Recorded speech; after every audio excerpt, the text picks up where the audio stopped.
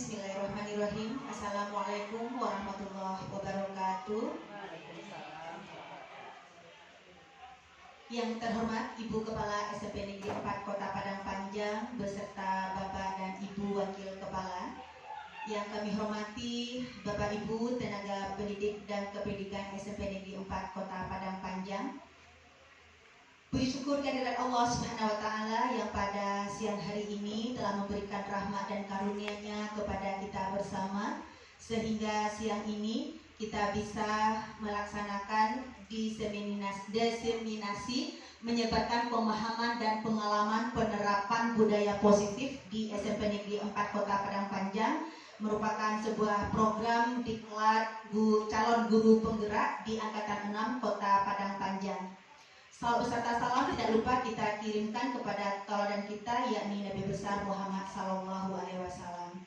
Terima kasih Bapak dan Ibu telah hadir dan menyediakan waktu untuk bisa hadir di penyebaran pemahaman dan pengalaman penerapan budaya positif di sekolah kita SMP Negeri 4 Kota Padang Panjang.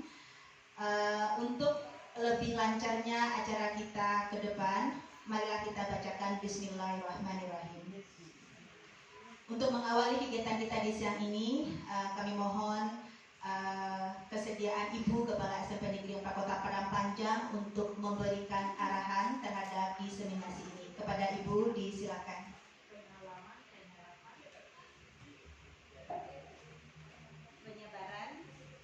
Penyebaran pemahaman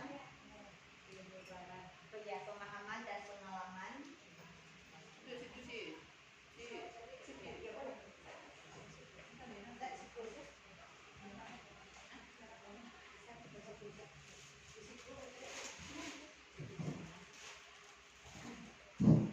Bismillahirrahmanirrahim. Assalamualaikum warahmatullahi wabarakatuh. Pertama, marilah kita bersyukur kehadiran Allah Subhanahu wa Ta'ala bahwa di sore ini kita sengaja berkumpul, yaitu dalam mendukung atau mensupport kegiatan guru CPG di SMP Negeri 4 Padang Panjang, bahwa di sore ini kita akan berbagi materi tentang menyebarkan pemahaman dan pengalaman penerapan budaya positif. Mudah-mudahan Bapak dan Ibu, hal ini dapat menambah ilmu bagi Bapak Ibu dalam menerapkan kurikulum merdeka di sekolah kita ini. Selawat dan salam tidak pernah henti-hentinya kita persembahkan kehadiran kepada junjungan kita, yakni Nabi Muhammad SAW. Dengan memperbanyak salawat, mudah-mudahan kita mendapat syafaatnya di akhir kelak. Bapak dan Ibu yang saya hormati, di sore ini diberi kesempatan kepala sekolah memberikan support atau dukungan terhadap guru CPG yang lolos pada tahap 6 di SMP Negeri 4 Padang Panjang. Ada sebanyak 3 orang guru, 2 guru bahasa Inggris dan 1 orang guru PAI. Alhamdulillah, saya sebagai kepala sekolah merasa bangga dan selalu mensupport kegiatan ini, karena di tengah-tengah barunya dan maraknya kurikulum merdeka di institusi sekolah atau di OPD sekolah, semua guru belum memahaminya. Bangga kita dengan adanya 3 guru kita dapat berbagi ilmu dengan guru-guru di SMP Negeri 4 ini, terutama tentu berbagi ilmu di bidang kurikulum merdeka. Walaupun materi ini misalnya bisa kita baca atau kita pelajari melalui platform Merdeka Mengajar, namun tidak ada yang sebaiknya, tidak ada yang bisa digantikan jika yang berdiri di depan itu lebih rasanya bermakna daripada menonton video itu. Jadi Bapak dan Ibu guru, mari kita sama-sama mendengarkan ilmu yang dibagikan oleh CPG kita yang bernama Yesi Novita SPD, CGP Angkatan 6. Jadi melalui berbagi ilmu ini, tentu para guru SMP Negeri 4 Padang Panjang khususnya, dan tidak tertutup nantinya Bu Yesi Novita bisa juga berbagi di grup MGMP Bahasa Inggris dan yang lainnya di Kota Padang Panjang. Berikutnya, Bapak dan Ibu, saya sebagai kepala sekolah juga merasa bangga dengan adanya 3 orang guru yang lolos tadi. Tentu kita berharap dapat mengeksplorasi semua ilmu yang telah Ibu Yesi dapat dari CGP tadi. Melalui ilmu yang dipelajarinya dapat berbagi dengan teman-teman yang ada di SMP Negeri 4. Kemudian bisa membangun komunikasi yang baik dengan pendidik dan tenaga kependidikan SMP Negeri 4 Padang Panjang, terutama berbagi ilmu baru, implementasi kurikulum Merdeka di sekolah ini. Berikutnya, bisa juga mensupport guru-guru dan tenaga kependidikan untuk lebih memahami lagi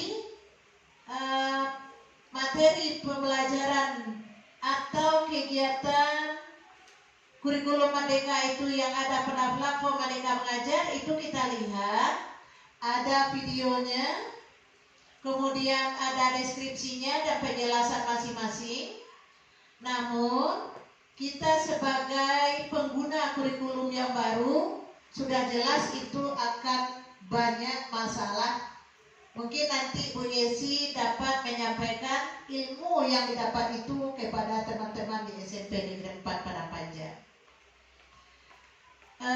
Mungkin itu yang dapat kita sampaikan di sore ini. Mudah-mudahan ilmu yang dibagikan nanti bermanfaat untuk meningkatkan mutu di SMP Negeri 4 Padang Panjang khususnya, dan juga untuk sekolah lain. Terlebih kurang saya mohon maaf. Wabillahi taufiq wal hidayah. Assalamualaikum warahmatullahi wabarakatuh. Terima kasih kepada Ibu Kepala Sekolah yang telah memberikan support kepada kami untuk mendiseminasikan atau berbagi ilmu yang telah kami dapatkan selama kami mendapatkan pendidikan pelatihan di calon guru penggerak di Angkatan 6 di Kota Padang Panjang. Bapak dan Ibu, kami di sini sebenarnya tidak menggurui, kemudian kami di sini hanya berbagi ilmu apa yang telah kami pahami dan apa yang telah kami dapatkan di pelatihan ini. Mungkin materi yang akan kami sampaikan sebelumnya Bapak dan Ibu telah mendapatkannya di luar sebelum kami hari ini menyampaikan, dan anggaplah ini merupakan mengulang-ulang kaji apa yang telah kita dapatkan sebelumnya. Jadi menyebarkan pemahaman dan pengalaman penerapan budaya positif sebenarnya Bapak dan Ibu adalah merupakan pekerjaan kita sehari-hari yang harus kita laksanakan dengan sebaik mungkin.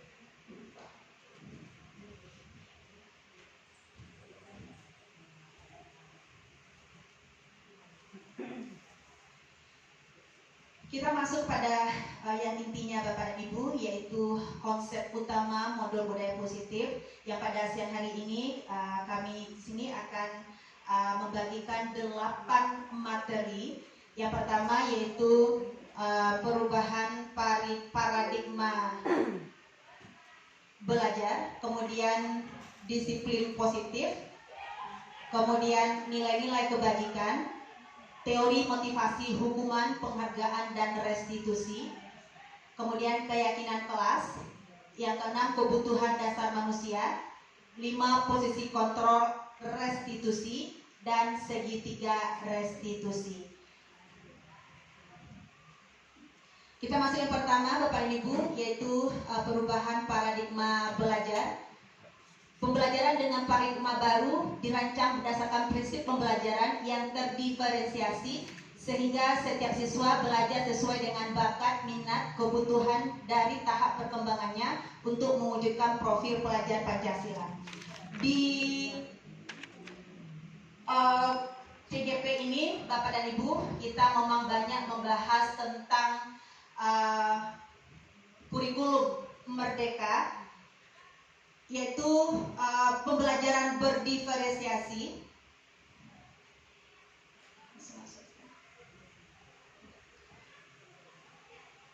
di mana kita menghadapi anak-anak kita, kemudian melaksanakan pembelajaran itu sesuai dengan kebutuhan anak-anak, sesuai dengan bakat anak-anak, dan sesuai dengan minat anak-anak.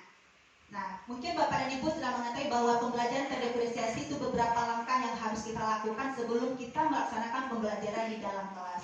Mungkin kita mengenal adanya tes diagnostik, itu merupakan langkah awal untuk melaksanakan pembelajaran terdiferensiasi. Mungkin pembelajaran terdiferensiasi ini akan kita adakan waktu tersendiri untuk bisa membahas langkah-langkah dalam pembelajaran ini.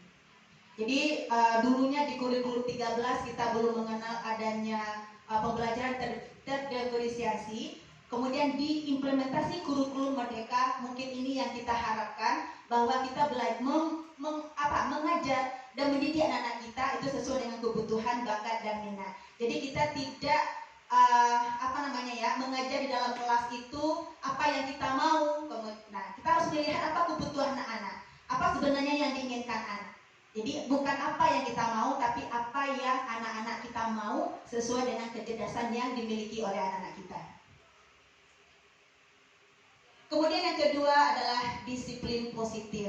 Kata disiplin inilah yang kita gaung-gaungkan kepada anak kita, khususnya di SMP Negeri 4. Kenapa sih sulit didisiplinkan gitu ya? Apa kiat-kiat untuk mendisiplinkan? Di dalam materi ini Bapak dan Ibu kita dapat kiat-kiatnya, walaupun nanti mungkin ada kontra ya. Kami sudah melakukan ini Miss Yesi, kami sudah melakukan ini, tapi tidak bisa juga mendisiplinkan anak-anak. Kenapa disiplin itu hanya terjadi pada saat kita memberikan hukuman pada hari itu kepada anak-anak, dan kemudian hari yang kedua, ketiga, kelakuan dasar dari anak-anak kita kembali seperti semula. Kalau kita lihat Bapak dan Ibu, kata disiplin itu dimaknai menjadi sesuatu yang dilakukan seseorang pada orang lain untuk mendapatkan kepatuhan. Ya kan Bapak dan Ibu? Kita suruh anak kita disiplin, itu kita harapkan mereka patuh terhadap tata tertib dan apa-apa yang telah disepakati di sekolah kita. Kita cenderung menghubungkan kata disiplin dengan ketidaknyamanan. Artinya apa? Dengan kata disiplin itu, anak kita banyak yang tidak nyaman karena memang ada perilaku kita atau memperlakukan anak kita memang di luar yang diharapkan. Jadi kata disiplin itu lebih banyak anak kita tidak nyaman. Banyak anak kita yang mencoba untuk melanggar kesepakatan apa yang telah kita sepakati sebelumnya. Sebagai pendidik, tujuan kita adalah menciptakan anak-anak yang memiliki disiplin diri, sehingga mereka bisa berperilaku dengan mengacu pada nilai-nilai kebajikan universal dan memiliki motivasi intrinsik, bukan ekstrinsik. Artinya apa Bapak dan Ibu? Nah, kita mengharapkan disiplin itu memang berasal dari intrinsik anak-anak kita. Mereka itu sadar mereka telah melanggar, kemudian ada motivasi tersendiri untuk memperbaiki kesalahan yang telah mereka lakukan, bukan ekstrinsik. Arti ekstrinsik adalah mereka patuh karena mereka menakuti sesuatu. Nah, takut dihukum atau takut diskor atau bagaimana, sehingga kepatuhan itu banyak dipengaruhi oleh luar diri mereka. Jadi kita harapkan motivasi intrinsik ya Bapak dan Ibu, bukan ekstrinsik. Kemudian nilai-nilai kebajikan. Nilai-nilai kebajikan adalah sifat-sifat positif manusia yang merupakan tujuan mulia yang ingin dicapai setiap individu. Nah, kalau kita hubungkan dengan implementasi kurikulum merdeka, bahwa nilai-nilai kebajikan itu berada pada profil pelajar Pancasila. Ada berapa Bapak dan Ibu, terutama yang mengajar di kelas 7, ini ada berapa profil pelajar Pancasila kita? Ada 6. Ya, yang pertama beriman dan bertakwa kepada Tuhan Yang Maha Esa dan berakhlak mulia, kemudian mandiri, bernalar kritis, berkebinekaan global, bergotong royong, dan kreatif. Mungkin Bapak dan Ibu telah memahami 7 profil Pancasila ini yang merupakan tujuan utama dari implementasi kurikulum Merdeka. Kemudian yang keempat adalah teori motivasi hukuman, penghargaan, dan restitusi. Ini sangat menarik Bapak dan Ibu karena ini setiap hari kita lakukan kepada anak-anak kita. Kita lihat dulu apa motivasi manusia untuk berperilaku. Yang pertama adalah untuk menghindari ketidaknyamanan atau hukuman. Anak-anak kita mematuhi peraturan itu kira-kira ada faktor X-nya. Kenapa mereka patuh? Karena mereka menghindari ketidaknyamanan atau hukuman. Nah, jadi mereka tidak takut gitu, tidak nyaman, patuh sajalah ya memakai dasi, patuh sajalah memakai sepatu warna hitam karena mereka takut dihukum. Nah, kemudian yang kedua adalah untuk mendapatkan imbalan atau penghargaan dari orang lain. Sekarang saya tanya kepada Bapak Ibu, apakah Bapak dan Ibu pernah memberikan penghargaan kepada anak kita? Berikan reward.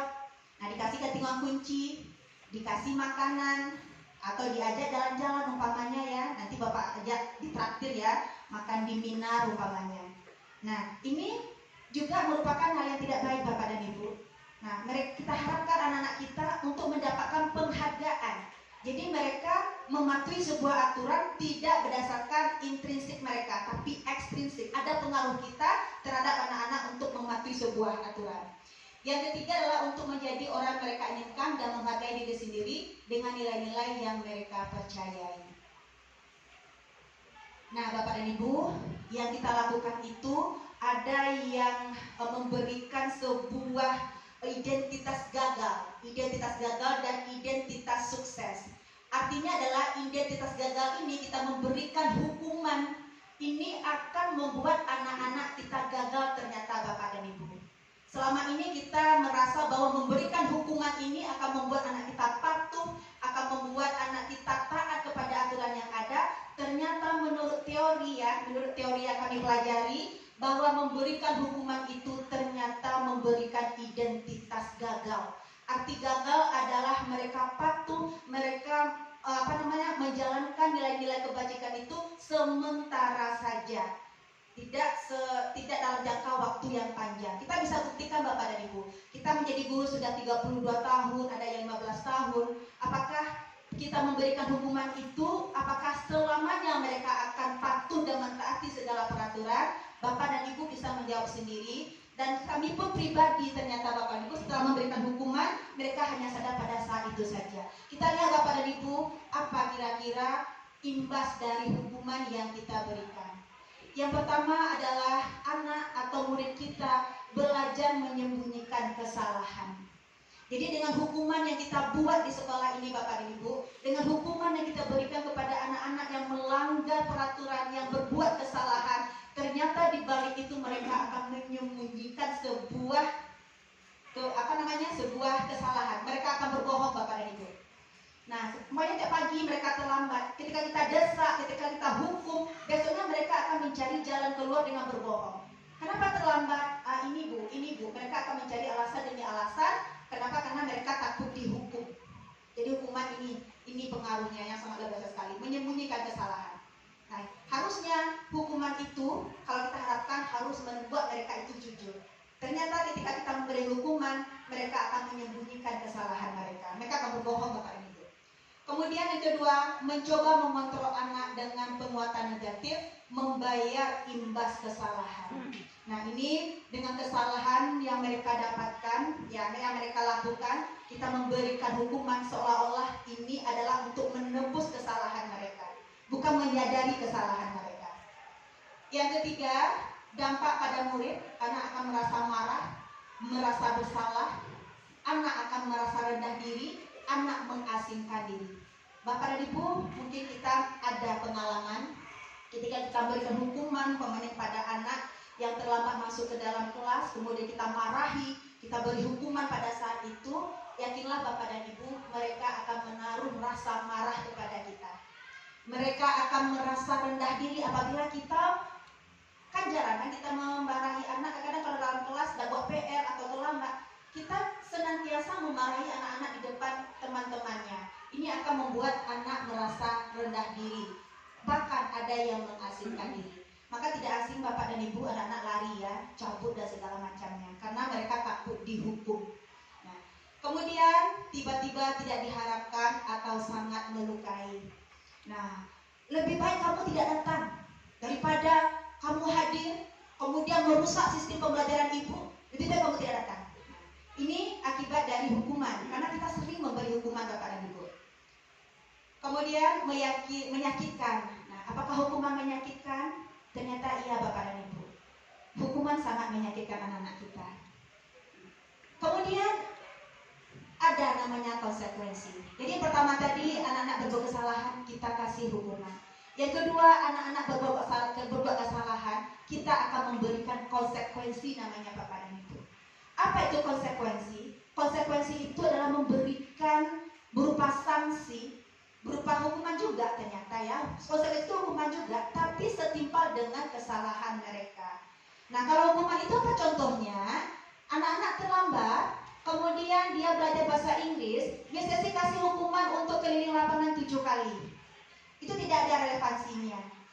Nah, kalau konsekuensi, anak-anak nanti membuat kesalahan, tapi setara atau sebanding dengan atau ada relevansinya dengan kesalahan yang mereka buat. Ini konsekuensi. Nah, kita lihat kira-kira konsekuensi ini apa dampaknya pada anak-anak. Nah, murid atau anak belajar taat peraturan. Iya. Umpamanya bahasa Inggris dan buat PR, kalau hafal ya 10 kosakata dalam bahasa Inggris, ada relevansinya bukan? Nah, ini anak-anak biasanya taat pada aturannya.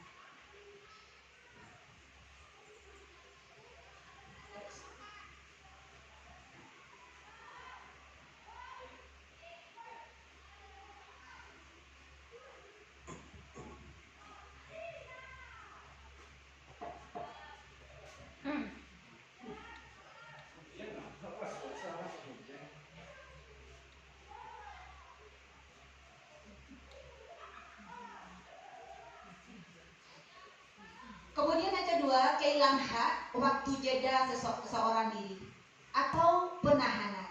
Bapak Ibu pernah mencoba ketika anak kita tidak buat PR, nanti jam istirahat kamu tidak boleh istirahat ya, kamu bikin PR kamu di dalam kelas ini, Ibu tungguin.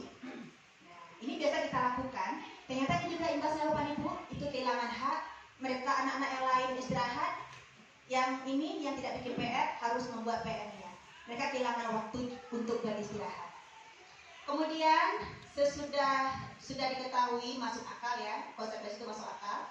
Kemudian biasanya konsekuensi itu adalah dibuat kesepakatan antara guru dan murid. Biasanya Bapak dan Ibu, kalau hukuman yang kita berikan kepada anak kita dalam kelas, apakah Ibu dan Bapak membuat kesepakatan atau keyakinan kelas sebelum mempelajaran? Umpamanya di awal semester umpamanya, anak-anak nanti kita buat kesepakatan dulu ya. Nah, kalau kalian tidak buat PR dengan Ibu, apa konsekuensinya? Itu biasanya kesepakatannya di awal. Jadi harus dibuat oleh guru dan murid atau anak. Kemudian membantu guru menyatakan peraturan, melakukan peringatan dan penerapan konsekuensi. Nah, dari dua ini Bapak Ibu, pemberian hukuman, konsekuensi, ternyata menurut ahli ada satu lagi yang terbaik untuk membuat efek jera, untuk mengembalikan anak-anak kita ke nilai-nilai kebajikan atau universal, yaitu pemberian restitusi. Restitusi itu Bapak dan Ibu adalah mengembalikan nilai-nilai baik kepada anak-anak kita dan mengembalikan anak-anak kita kepada kelompoknya. Apa efeknya bagi anak kita? Anak atau murid belajar memecahkan masalah. Ketika anak-anak kita membuat kesalahan, maka kita berdua, nah biasanya kan kita udah berhadapan itu, kesalahan ini yang dibuat anak-anak kita ajak anak-anak kita untuk bisa memecahkan masalahnya sendiri, untuk mengobati ketidakpatuhan mereka terhadap sebuah peraturan. Nah, pecahkan sendiri. Bagaimana caranya? Nanti kita akan ajarkan Bapak Ibu, kita akan lihat nanti di slide berikutnya. Kemudian anak paham bahwa dirinya sendiri yang pegang kendali kontrol. Bapak Ibu, kita mungkin menyadari kontrol anak-anak kita sekarang berada di siapa? di guru masing-masing. Kita jarang memberikan kesempatan kepada anak kita untuk bisa mengontrol dirinya sendiri. Nah, dengan restitusi Bapak dan Ibu, ini akan membuat anak-anak kita akan memegang kendali kontrol dirinya sendiri. Kemudian anak tidak kehilangan waktu, namun bersemangat untuk memperkaya diri. Karena mereka bisa diberikan kebebasan untuk memecahkan masalah, kemudian kita kasih mereka kesempatan untuk memegang kendali kontrol, maka mereka bisa memperbaiki diri mereka. Nah, kemudian berupa undangan untuk mengadakan restitusi. Restitusi ini juga merupakan kesepakatan anak dengan kita sebagai pendidik. Kemudian restitusi ini adalah menguatkan guru, menyaburkan keyakinan kelas, membimbing kerangka aja berpikir, restitusi murid atau anak. Mengenai restitusi ini lebih banyak kita akan berbicara di slide berikutnya. Nah, ini dia. Restitusi adalah sebuah cara menanamkan disiplin positif pada murid. Restitusi adalah proses kondisi murid untuk memperbaiki kesalahan mereka sehingga mereka bisa kembali pada kelompok mereka dengan karakter yang lebih kuat. Ini guru BK Ibu Yeni Fitria dengan Ibu Bapak Joni Fitra. Ini mungkin sudah mengetahui bagaimana penanganan anak-anak dengan menggunakan metode restitusi. Kalau guru BK kan nggak langsung menghujat gitu ya, langsung kalau ada kesalahan. Ini ada jalan-jalan sehingga anak-anak tidak merasa takut, anak-anak tidak merasa cemas. Kalau kita sebagai guru bidang studi, ini langsung memberi hukuman. Kamu harus begini, kamu harus begini. Kalau tidak, awas. Ini yang kita guru bidang studi, kami pun secara pribadi ketika mempelajari materi ini, ternyata kita bisa merefleksi diri, ya ternyata kita salah selama ini. Kenapa kita tidak bisa menanamkan nilai-nilai positif kepada anak kita? Tapi kalau guru BK ini sudah biasa ini mengenai restitusi. Sehingga teori ini sudah keluar tahun 2004 ya, bahwa restitusi ini merupakan salah satu cara untuk bisa menyadarkan anak-anak kita terhadap suatu masalah atau ketidakpatuhan mereka terhadap sebuah kesepakatan. Apa ciri-ciri dari restitusi? Restitusi bukan untuk menebus kesalahan, namun untuk belajar dari kesalahan. Kalau hukuman tadi, kalau hukuman adalah menebus kesalahan mereka. Nah, setelah itu mereka lepas kan, tidak ada lagi ke depannya mereka sadar, oh ya berarti dapat hukuman udahlah, besok dibuat lagi dapat hukuman lagi. Nah, kalau restitusi ini tidak ada menebus kesalahan, tapi mereka belajar dari kesalahan yang mereka perbuat. Yang kedua adalah restitusi memperbaiki hubungan. Jadi antara guru dengan murid ini tidak ada lagi yang awas Bapak ya, nanti saya tunggu di luar. Ini karena tidak nyaman, karena mereka tuh marah dan sakit hati dengan hukuman yang kita berikan. Kemudian restitusi adalah tawaran, bukan paksaan. Kita memberikan jalan, kemudian anak-anak mencari pemecahan masalahnya sendiri dengan bantuan kita. Ini bukan merupakan paksaan. Nah, ini adalah tawaran. Kemudian restitusi fokus pada karakter bukan tindakan. Kita membangun karakter baik mereka dengan nanti langkah-langkah restitusi itu, sehingga kita sebagai guru, kalau hukuman kita tindakan, ya kita berikan tindakan. Kalau restitusi ini adalah pembangunan karakter mereka. Restitusi itu menuntun untuk melihat ke dalam diri, menuntun. Restitusi mencari kebutuhan dasar yang mendasari tindakan. Anak-anak kita yang berbuat kesalahan, yang sering membuat kita kesal, ternyata nanti ada kebutuhan dasar yang tidak mereka tidak penuhi ya, ada yang tidak terpenuhi oleh orang tua atau diri mereka sendiri atau kita sebagai pendidik. Nah, ini yang kita cari kebutuhan dasarnya. Sehingga kalau kita tahu kebutuhan dasar tidak terpenuhi, maka di sana kita cari jalan keluar untuk mengatasi masalah. Kemudian restitusi diri adalah cara yang paling baik, menguatkan, fokus pada solusi, dan mengembalikan murid yang bersalah pada kelompoknya. Lanjut Bapak dan Ibu, kita masuk ke keyakinan kelas. Keyakinan kelas Bapak dan Ibu merupakan suatu hal yang wajib kita buat dengan siswa kita sebelum pembelajaran dimulai. Nah, kenapa? Karena kita memberikan hukuman, konsekuensi atau restitusi itu dasarnya dari keyakinan kelas. Apa itu keyakinan kelas? Keyakinan yaitu nilai-nilai kebajikan universal yang disepakati secara tersirat dan tersurat. Jadi keyakinan, nilai-nilai baik, ya, kemudian yang disepakati secara tersirat dan tersurat. Bapak Ibu pernah membuat kesepakatan kelas sebelum mengajar? Ya, contohnya apa Bu Ratna? Kesepakatan kelas. Paling lambat masuk ke kelas Ibu selama 10 menit. Setelah itu diberi hukuman. Iya, ya. Kalau memang kita refleksi Bu Ratna dan Bapak Ibunya, kita selalu cenderung memberi hukuman. Kalau seandainya tidak balik 10 menit, kamu tidak boleh belajar, di luar saja, gitu ya. Iya, oke, bisa jadi guru piket. Kemudian nilai-nilai kebajikan bahwa menekatkan pada keyakinan seseorang akan lebih memotivasi seseorang dalam, ini terputus ya, seseorang akan lebih tergerak dan bersemangat untuk menjalankan keyakinannya daripada hanya sekedar mengikuti serangkaian peraturan tertulis tanpa makna. Kita lihat apa itu keyakinan kelas dalam aplikasinya. Nah, keyakinan kelas itu Bapak dan Ibu bersifat lebih abstrak daripada peraturan yang lebih rinci dan konkret. Jadi kita lihat tata tertib ya, dilarang itu, dilarang itu, dilarang itu, dilarang itu, tidak boleh itu, ini hukuman, ini sanksinya. Buktinya adalah anak kita lebih cenderung melanggar. Nah, jadi kira-kira seperti apa? Kita lihat nanti ya Bapak Ibu. Pernyataan keyakinan kelas senantiasa dibuat dalam bentuk positif. Jadi kalimat positif. Kalau dilarang itu kalimat positif atau negatif Bapak Ibu? Dilarang merokok, dilarang cabut, dilarang tidak bikin PR, dilarang terlambat ke kelas Ibu. Itu kalimat positif atau kalimat negatif? Negatif. Jadi pengalaman ya orang yang membuat teori ini Bapak dan Ibu, ketika kita membuat keyakinan kelas dalam bentuk negatif, anak-anak cenderung untuk melanggar. Jadi bagaimana membuat keyakinan kelas itu dengan kata-kata yang positif? Nah, keyakinan kelas hendaknya tidak terlalu banyak sehingga mudah diingat dan dipahami oleh semua warga kelas. Keyakinan kelas sebagai suatu yang dapat diterapkan di lingkungan tersebut. Semua warga kelas hendaknya ikut berkontribusi dalam gambaran keyakinan kelas lewat kegiatan curah pendapat, bersedia meninjau kembali keyakinan kelas dalam waktu ke waktu. Contoh dari keyakinan kelas itu apa saja kira-kira? Coba lihat contohnya. Nah, ini ada kalimat positif, ada kalimat negatif. Kira-kira menurut Ibu Bapak mana yang merupakan keyakinan kelas? Nah, pertama kita lihat, kembalikan barang ke tempatnya. Ini kalimat positif atau negatif Bapak dan Ibu? Kalimat positif. Nah, ini yang sudah keyakinan kelas itu. Kalau kita biasanya dilarang, ini kan kembalikan barang, dilarang mengambil buku, nah gitu kan? Dilarang mengambil buku di rak buku. Oke, kita akan belajar membuat keyakinan kelas itu dengan kalimat positif, kembalikan barang ke tempatnya. Ini Bapak dan Ibu akan memberikan efek yang baik sekali kepada anak kita untuk bisa patuh terhadap kesepakatan yang kita yakini.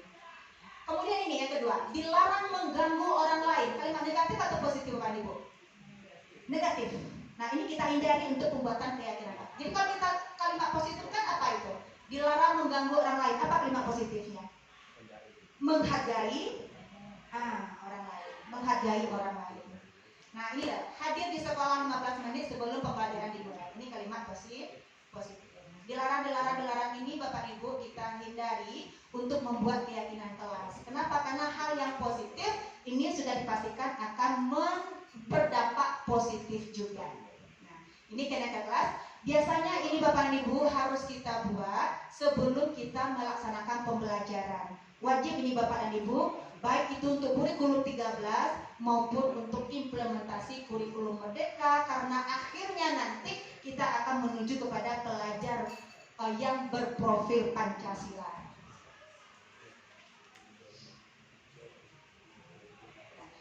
Kemudian Bapak dan Ibu kita masuk yang bagian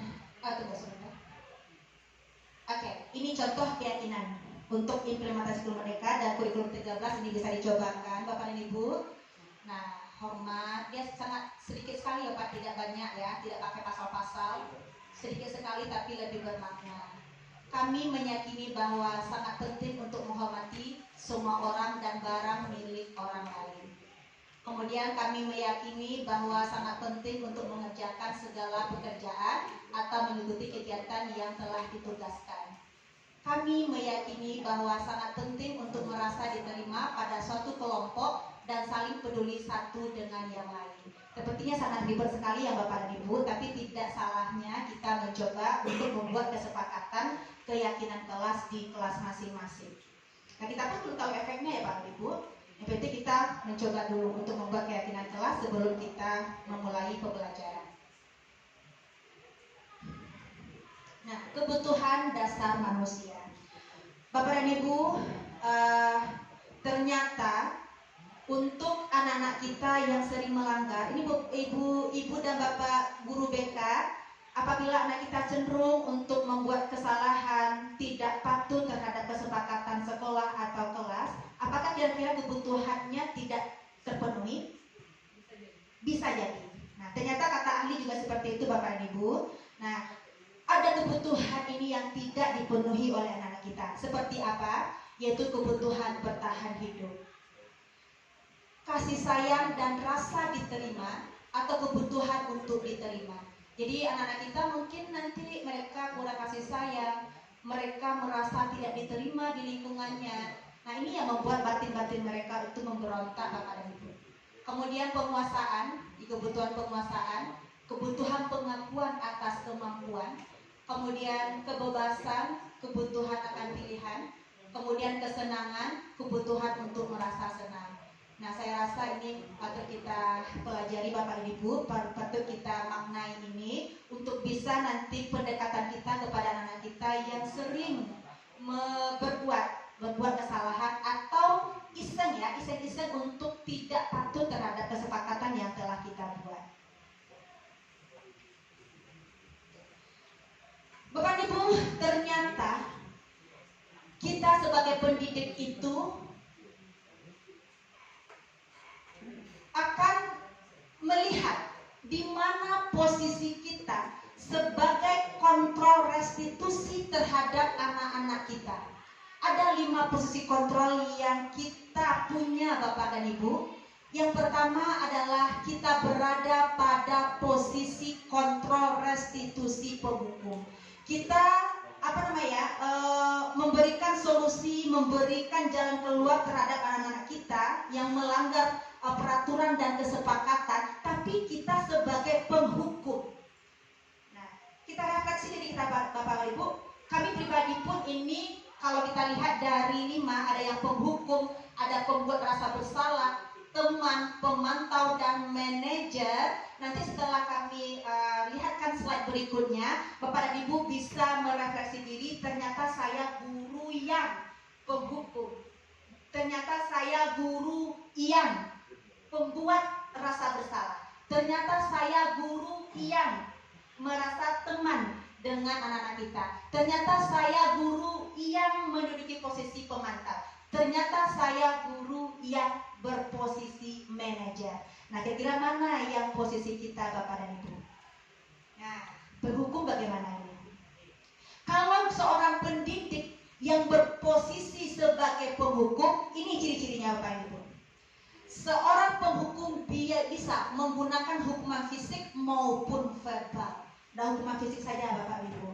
Lari, push up, sit up, itu hukuman fisik. Nah, tidak sampai di sana, bahkan verbal. Kalau verbal itu dengan kata-kata ya berdiri. Nah, kamu begini, kamu begitu, kamu begini. Nah, kemudian orang-orang yang menjalankan posisi penghukum senantiasa mengatakan bahwa sekolah memerlukan sistem atau alat yang dapat lebih menekan murid-murid lebih dalam lagi. Ada penekanan terhadap murid-murid kita. Nah, apa alatnya? Dengan ini. Nah, dihukum. Ini alatnya, ini sanksinya. Nah, kamu harus taati. Nah, ini untuk penghukum itu Bapak Ibu. Guru-guru yang menerapkan posisi penghukum akan berkata, nah Bapak Ibu, patuhi aturan saya. Kalau tidak, awas ya. Itu penghukum itu Bapak Ibu. Kalau tidak, kamu selalu saja salah. Dalam dapat dua bodoh, sama sih maksudnya. Nah, setiap mengari salah, setiap mengari salah. Nah, ini penghukum ini Bapak Ibu. Kemudian selalu, pasti selalu yang terakhir selesai. Nah, dan kita ya main-main aja, tidak cuek ya. Kalau sudah mereka yang paling terakhir mengumpulkan latihannya. Nah, kamu saja yang terakhir. Kemudian guru seperti ini senantiasa percaya hanya ada satu cara agar pembelajaran bisa berhasil, yaitu cara kita sendiri. Nah, kita berada di sini Bapak Ibu pernah di posisi ini sangat sering, ya. Kita pun pribadi ini sangat sering menduduki posisi penghukum ini. Karena memang di waktu di kesiswaan ini sangat ini berat sekali penghukum punya siswa. Kemudian yang kedua, bahwa kita sebagai guru bisa saja di posisi pembuat merasa bersalah. Apa maksudnya Bapak Ibu? Pada posisi ini biasanya guru akan bersuara lebih lembut. Pembuat rasa bersalah akan menggunakan keheningan yang membuat orang lain merasa tidak nyaman. Tapi mereka bersalah, rendah diri. Kata-kata yang keluar dengan lembut akan seperti ini. Ini lembutnya Bapak Ibu, tapi mendalam. Contohnya apa? Ibu sangat kecewa sekali dengan kamu. Ibu sangat kecewa sekali dengan kamu. Kemudian, berapa kali Bapak harus memberitahu kamu ya? Nah, ini tidak marah-marah. Dengan lembut saja, tapi ini sangat mendalam ini Bapak Ibu. Gimana coba kalau orang tua kamu tahu kamu berbuat begini? Nah, ndak sayang awak kaya awak, ndak sayang ibu awak berhenti lado di pasar, orang tua awak ke sawah hujan-hujan. Nah, ini adalah sebuah ciri-ciri bahwa kita itu adalah pembuat saat merasa bersalah. Nah, di posisi ini murid akan memiliki penilaian diri yang buruk tentang diri mereka ternyata Bapak Ibu. Oh iya, merasa bersalah dia, merasa apa dia ya? Ini posisinya merasa bersalah ini anak. Sehingga mereka tidak berharga dan telah mengecewakan orang-orang yang disayanginya. Pernah berbuat seperti ini Bapak Ibu? Sering. Oke. Kemudian yang ketiga, teman. Nah, kita biasa supaya masuk di awal dia kok, diajak anak-anak kita seperti teman lah istilahnya. Nah, apa itu? Guru pada sini tidak akan menyakiti murid, tidak ada hukuman, ya. Namun akan tetap berupaya mengontrol murid melalui persuasi, melalui pendekatan-pendekatan sendiri. Posisi teman pada guru bisa negatif ataupun positif. Positifnya di sini berupa hubungan baik yang terjalin antara guru dan murid. Kira-kira ini banyak sekali ya teman-teman kita sebagai pendidik yang menduduki posisi ini, sehingga hubungan dia dengan murid ini sangat baik sekali. Oke? Guru di posisi teman menggunakan hubungan dengan humor untuk mempengaruhi seseorang. Mereka akan berkata, ayo bantulah demi Bapak ya. Udah berapa kali Bapak bilang, ya ingatlah betul Bapak selama ini. Bapak yang memperjuangkan kamu, Ibu yang memperjuangkan kamu selama ini. Dengarlah Ibu sekali ini. Perbaikilah tingkah laku kamu. Nah, ini adalah posisi guru sebagai teman. Lanjut Bapak Ibu, yaitu posisi kita sebagai pengontrol, yaitu sebagai pemantau. Memantau berarti mengawasi. Pada saat kita awasi, kita bertanggung jawab atas perilaku orang-orang yang kita awasi. Apa nama contohnya ya? Maksudnya kita dapat bagian. Nah, ini ya Bapak pemantau itu kita dapat bagian anak yang bermasalah. Awak 2 orang, Bu Lili 2 orang, itu 3 orang. Berarti secara tidak langsung kita akan mengawasi anak kita. Yang 2 orang, 3 orang itu. Nah, kita pantau dia. Posisi pemantau berdasarkan pada peraturan-peraturan dan konsekuensi. Dengan menggunakan sanksi atau konsekuensi, kita dapat memisahkan hubungan pribadi kita dengan murid. Sebagai seseorang yang menjalankan posisi memantau, pertanyaannya berupa ini Bapak Ibu. Ya, kalau Acuk memantau anak kita, ini yang biasa kita ucapkan kepada anak kita. Peraturannya apa? Apa yang telah kamu lakukan? Nah, itu seperti itu untuk posisi pemantau. Nah, ini yang menurutnya baik Bapak Ibu, bahwa kita sebagai pendidik ketika kita kontrol anak-anak kita, kita berada posisi manajer, sebagai manajer. Kita lihat posisi manajer adalah posisi di mana guru berbuat sesuatu bersama dengan murid, mempersilahkan murid mempertanggungjawabkan perilakunya, mendukung murid agar dapat menemukan solusi atas permasalahannya sendiri. Nah, jadi kita di sini melalui pendekatan-pendekatan bersama dengan murid akan membimbing anak-anak kita untuk menyelesaikan permasalahan dia sendiri tanpa memberikan hukuman dan konsekuensi. Nah, kemudian makanya tadi kami mengawali dengan keyakinan kelas. Posisi manajer, posisi apapun itu akan berangkat dari kesepakatan dan keyakinan yang pernah kita buat dengan anak-anak kita. Tanpa itu Bapak dan Ibu, tanpa ada kesepakatan, tanpa ada keyakinan, maka pencarian masalah, ya jalan keluar masalah ini akan terkendala. Jadi memang dasarnya adalah keyakinan dan kesepakatan yang kita buat dengan anak-anak kita. Nah, kalau di manajer ini kita berangkat dari itu, apa yang kita yakini? Yakini tadi kesepakatan tadi Bapak Ibu, keyakinan tadi. Nah, apakah kamu meyakininya? Kesepakatan yang kita telah buat, keyakinan yang telah kita buat, di situ kita pertanyakan. Mereka mengerti tidak? Nah, saya rasa ya untuk kesepakatan ini karena terbuka dengan anak-anak kita akan mengikuti keyakinan-keyakinan yang kita sepakati tadi. Jika kamu meyakininya, apakah kamu bersedia memperbaikinya? Katanya seperti ini Bapak dan Ibu ya. Setelah kami, ini sangat kontra sekali dengan apa yang kita hadapi di lapangan. Sedangkan jangan dielok-elok anak-anak Allah. Jangan dilemah lembutkan anak-anak kita. Nah, tidak banyak, ya kita kan sebenarnya ini sudah pernah kita apakan Bapak Ibu, telah pernah kita praktekkan ini sebagai manajer, tapi hasilnya itu kan belum tampak. Nah, saya rasa ini adalah perhatian kita yang kontinu kepada anak kita yang memang kita rasa kurang gitu ya. Jadi kalau kita ingin memposisikan kita sebagai teman, sebagai manajer atau pemantau, itu tiangnya adalah perhatian kita kepada anak kita terus menerus tanpa batas Bapak dan Ibu. Nah, dengan kita memang itu ketika kita Bapak dan Ibu, kita memantau terus kelakuan anak kita pantau terus karakter anak kita, sehingga kita bisa memposisikan mana kira-kira posisi kita di yang pengontrolan siswa kita tadi. Jadi ada 5 posisi kontrol untuk bisa kita mendekati anak kita untuk merubah perilaku dan karakter. Bapak dan Ibu, saya pernah membuat video untuk yang ketujuh nanti ada segitiga restitusi. Bagaimana saya menjalankan teori-teori pemecahan masalah oleh siswa saya.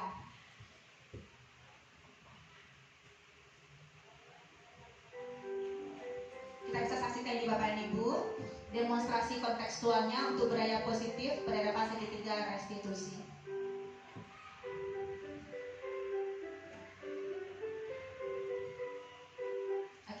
Restitusi itu adalah proses menciptakan kondisi bagi murid untuk memperbaiki kesalahan mereka sehingga mereka bisa kembali pada kelompok mereka dengan karakter yang lebih kuat. Kelompok mana? Kelompok anak-anak yang memang berkarakter sesuai dengan nilai-nilai kebajikan atau keyakinan kelas tadi. Jadi kita kembalikan dia ke dalam kelompok yang memang berkarakter yang seperti yang kita harapkan. Itu disebut dengan restitusi Bapak dan Ibu.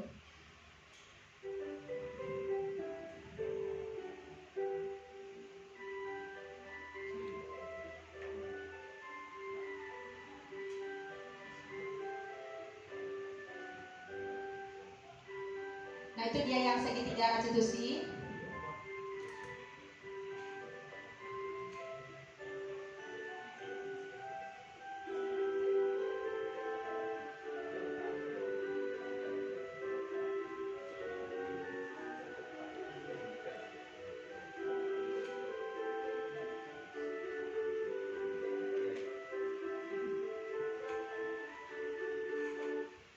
Bapak dan Ibu perlu kami jelaskan di sini untuk menyelesaikan masalah anak-anak kita terhadap pelanggaran terhadap keyakinan kelas atau kesepakatan yang telah kita buat sebelum kita memulai pembelajaran. Di sini ada 3, ini yang segitiga restitusi itu Bapak dan Ibu.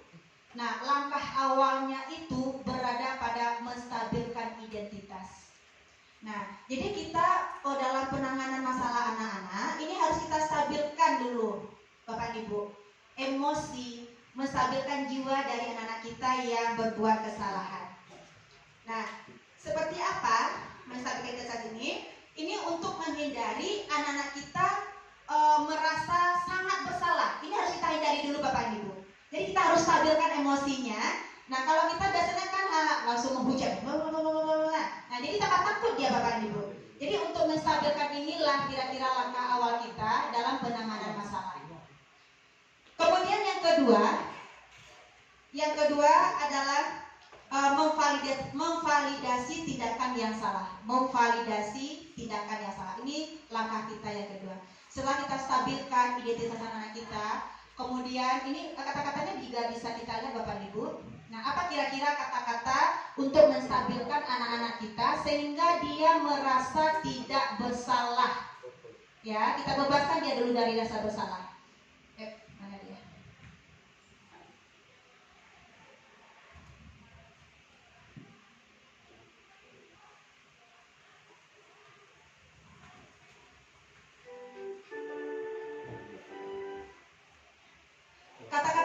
bisa kita jadikan sebagai pedoman untuk memvalidasi kesalahan mereka itu, yaitu padahal kamu bisa melakukan hal yang lebih buruk lagi. Jadi kita tidak langsung menyalahkan Bapak Ibu, kita angke dulu, kemudian contohnya ada anak kita yang berkelahi. Nah, kemudian diangkatnya kerah temannya. Nah, ada satu validasi, kata validasi yang bisa kita contoh. Sebenarnya awak labir lah, kalau awak beran pasti awak labir dari tua kanan kawan awak. Nah, diangkat seperti dulu. Ayo bu, kalau seandainya nak po tu awak caki aja mah bu. Itu ceki itu lapar yang tinggi. Tapi dia pada saat itu hanya memegang kerah temannya. Jadi kita hargai itu karena dia mempertahankan dirinya. Nah, jangan langsung dihujat ya Bapak dan Ibu. Kita hargai dulu bahwa dia memang berlaku itu, dia hanya mempertahankan dirinya sebagai orang yang berkelahi Bapak dan Ibu ya. Nah, pasti anak-anak kita melindungi dirinya. Kalau dia ditampar, kalau dia dicekik, pasti dia akan membalas. Paling tidak kita menghargai. Kalau tidak, itu bukti bahwa dia mempertahankan dirinya Bapak dan Ibu. Kemudian yang ketiga adalah menanyakan keyakinan. Setelah dia jujur mengatakan itu, nah maka di sini kita kembalikan dia kepada peraturan yang telah kita buat. Kalau itu yang kamu lakukan, itu salah apa benar? Ditanya pada dia. Benar apa salah itu yang kamu lakukan? Kita hanya membuat dirinya jujur Bapak Ibu. Oh iya bu, salah waktu. Kita membuat dia seperti itu. Itu teorinya Bapak Ibu. Padahal di lapangan kita sangat sulit untuk mendapatkan hal itu. Oke, setelah itu kita lihat di sini Bapak Ibu. Hampir setengah 3.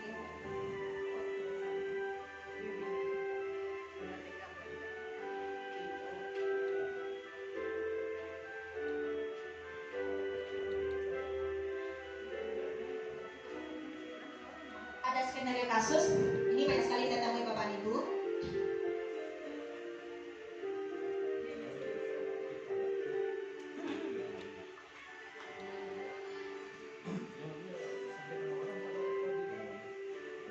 Membuang sampah sembarangan, ini satu peraturan ya, walaupun dia kecil tapi sangat bermasalah untuk keyakinan kelas yang telah kita buat.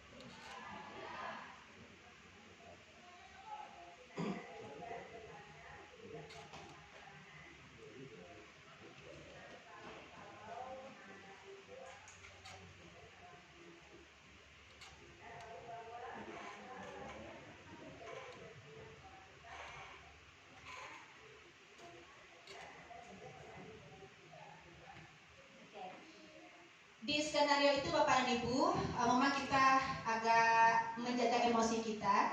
Ini memang dari untuk kesehatan kita juga Bapak dan Ibu.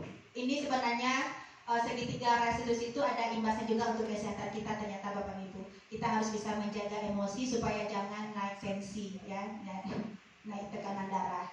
Di situ Miss Yesi menanya keyakinan kelas, makanya keyakinan itu harus kita buat keyakinan kelas apa yang dilanggarnya.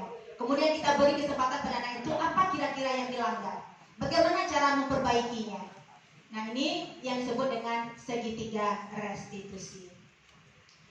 Baik Bapak dan Ibu, itu Itu kira-kira penyampaian kami di materi budaya positif. Dan mungkin ini suatu hal yang rumit yang akan kita kalau kita adopsi semuanya, saya rasa juga tidak mudah ya Bapak dan Ibu. Kita lihat juga apa namanya situasi dan kondisi anak kita yang memang sering membuat kita menjadi tinggi tekanan darahnya. Jadi pemahaman kita mengenai restitusi, segitiga restitusi, kalau kita indok-mandongan Bapak dan Ibu, kalau kita jalankan ini, mudah-mudahan ini bisa menjaga kesehatan kita Bapak dan Ibu, kemudian untuk menjaga hubungan baik kita dengan anak-anak kita. Nah, dengan harapan Bapak dan Ibu, kalau seandainya hal ini bisa kita pahami bersama, tidak salahnya kita akan mencoba untuk menyelesaikan permasalahan, untuk menyelesaikan mencari jalan keluar terhadap anak kita yang melanggar peraturan atau keyakinan kelas atau sekolah kita. Terima kasih Bapak dan Ibu atas perhatian dan waktunya. Saya mohon maaf atas segala kesalahan dan kekurangan. Wabillahi taufiq wa hidayah. Wassalamualaikum warahmatullahi wabarakatuh. Kira-kira ada yang mau diapakan Bapak Ibu? Nanti kalau bahan-bahannya nanti ada sama kami, nanti akan kita share. Oke. Terima kasih Bapak Ibu.